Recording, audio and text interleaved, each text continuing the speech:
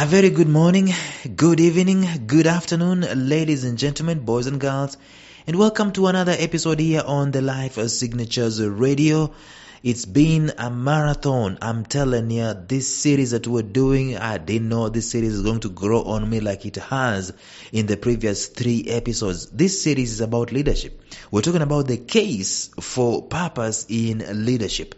The case for purpose in leadership. And I said maybe 2 episodes back, I said, why are we even talking about this? It should be obvious that leadership has purpose in it. It should be obvious. But obviously it's not. That's why we've got to talk about this. That's why we've got to put ourselves in this situation where we've got to talk about the case for purpose in leadership. And listen to me. If you're listening to me and you have a leader, or you are a leader, or you're in a leadership position, or you're in a leadership group and so on and so forth, please share these episodes with as many leaders as possible, and let us have a virtual discussion of sorts. Let our consciousness be pricked. Because I believe that this message is not just theory. This is a spiritual message on leadership. Leadership is spiritual, actually. And let us learn from one another about this. Today, let us continue talking about this. Stay tuned.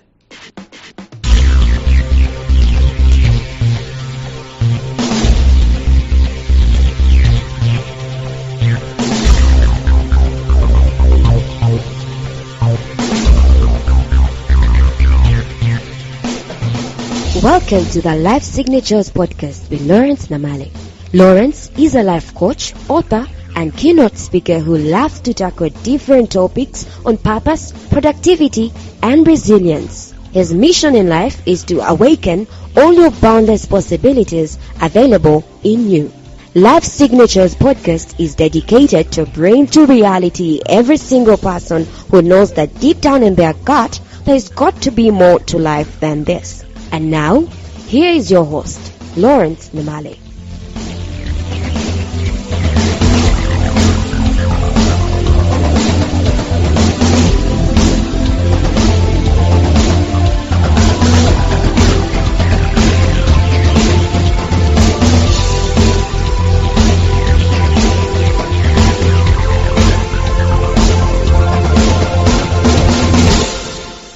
What are we learning so far? What are we learning? Yesterday we learned one thing. We learned that leadership is not a profession. Leadership is not a career. Leadership is a calling. And we say, this statement I made yesterday, that a leader of purpose trembles at the very noble responsibility, knowing that it is a calling. No one takes this calling by themselves. It is a calling. That's why it starts with purpose. It begins with purpose. In your heart, you are driven. When you say that somebody has got to do something about this, you are a leader. You've already identified purpose in there. And not that I want to be a leader because I want to line my pockets. I want to live well. There's a particular season in Uganda where there were elections, and someone popular went on a campaign trail, ostensibly telling people, in fact blatantly telling people, I want to go there so that I can also eat. And guess what? They elected the dude. They voted for him. He became a member of parliament. And they called him a leader. We have perverted leadership so much so that the version of leadership that we have today is so perverse, and we don't even know. We can't even recognize it. We can't even recognize that it is perverse. In fact, we want to be it. We aspire to be there. We aspire to get there so that they can drive us in this fuel guzzlers, the V8s of this world, with police outriders, with sirens, clearing the roads of ordinary people. Ordinary people should step aside. The leader is passing. It's that perverse. And it's not once in a blue moon, it's daily. In fact, if you're in traffic, how many times will you be cleared out of the road in one day? Because a leader has got to pass with a convoy. It's become so perverse, it's sickening, and we don't even know, we haven't even recognized it. We don't even know how perverse the kind of leadership that we are seeing today is. We don't even know. Our children are being raised to see this form of leadership as if it's the normal form of leadership. When is the last time a true leader galvanized people by showing what true leadership is in the sense of purpose, which is putting people that are being led first, which is putting service first. We band-aid this word around. We say servant leadership this, servant leadership that. It is not a title again. Servant leadership is not a title. It is something that is seen. It is not theory. Oh, I am a servant leader. Shut up. You are not. You don't have to tell us. We just need to see that you are a servant leader. I don't know why I'm worked up. Any form of leadership that is not a calling will end up hurting people. Invariably, it hurts people. Because it has self-preservation, and let me tell you the cost of self-preservation in leadership in Africa. Not just Africa, but the world over. The cost is death, scandals, cover-ups, lies, smear campaigns. It's never about people. It's never about service. It's about self-preservation. Every time there is no purpose in leadership, people are going to get hurt. People are going to get killed. You go to elections, there is post-election violence, there is tribal clashes during campaigns. There are people, electoral officials getting kidnapped and being killed. It's become a self-preservation thing. It's like the jungle. You go to the Masai Mara, you see the lion chasing the zebras and feeding on them. That's what leadership is in Africa and other parts of the world today. People feeding on others. It's about people filling their stomachs. A leader ascends to power, and before you know it, they name their cabinet. 3/4 of the cabinet are his tribesmen, kinsmen, in a country of 60 ethnicities. It's pathetic, to say the least. You know why that is? It's because there is no purpose in that leadership. Take a look at some of our leaders around the continent of Africa today. 2 episodes back, I asked you a question. Can you name a true leader? Just one. Why would your mind start rotating the whole universe looking for a true leader today? Don't we have leaders in positions today, right now, even as I speak? Don't you have leaders occupying positions of leadership today as we speak? Aren't they there?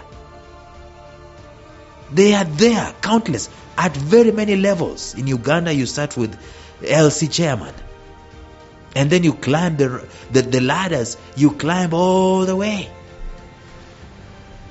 All the way. Are they true leaders? Is your LC chairman a true leader? Is your manager a true leader? Are you a true leader in your family? As a father, or even as a mother? It's that awkward moment when you're pointing fingers at other people and then you realize that the fingers are pointing at you. Can we say that we have purpose leaders? Purpose-filled leaders.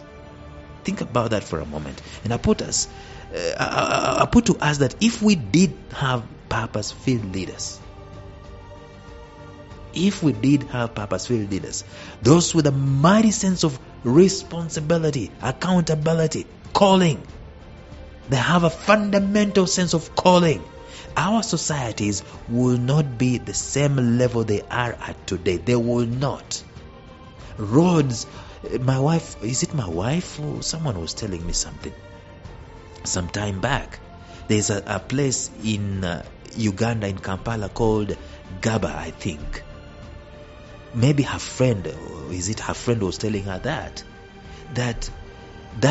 road that they've been occupying, or in their vicinity, had stayed without tarmac for decades, maybe since independence. Why? Because there is lack of funds, there's lack of capacity? No.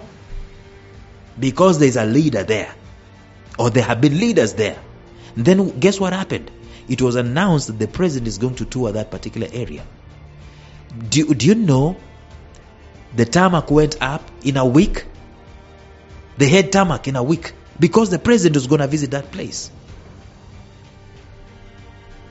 If our so-called leaders and ourselves will be filled with purpose first, believe me, there will be what the Bible calls a revival. We will be revived in our economies. We will be revived in our communities. Believe me, we will astound ourselves, like Edison said. We will just astound ourselves with what we can be able to do with purpose leadership embedded in our societies today.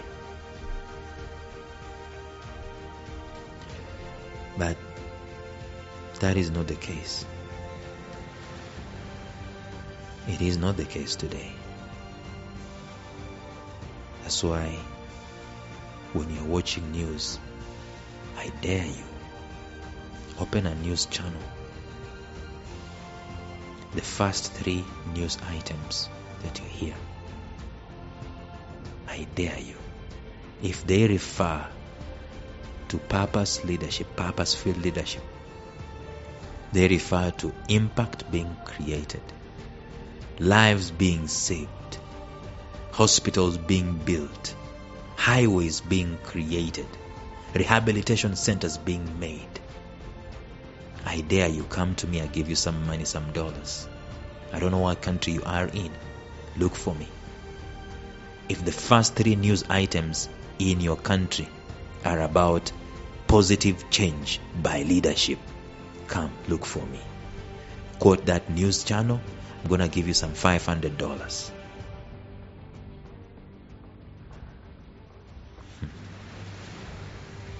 For me, the one person that I will always say exemplified true character of purpose leadership is the 3rd president of the Republic of Kenya, Mwai Kibaki. I can say this with authority because I was alive all the years that his predecessor was president. I was born when his predecessor ascended to power, just a year before. And I existed all my years under his leadership. And then Mwai Kibaki happened. In a space of 5 years, I had stayed in the village for 24 years, never seen electricity, never seen tarmac roads. That year that this Mwai Kibaki guy came to power, there was tarmac, there was electricity. Not because I am his kith and kin. I don't come from his ethnic tribe. And this is reported not just in my ethnicity, not just in my ethnic tribe. This achievement of tarmac roads and electricity is throughout the country. A servant leader had shown up. So servant leadership and purpose leadership is theory. It's not theory really. It is seen. It is about impact. It's about contribution. It's about others. Well, tomorrow we will continue talking about these things. Until then, bye-bye.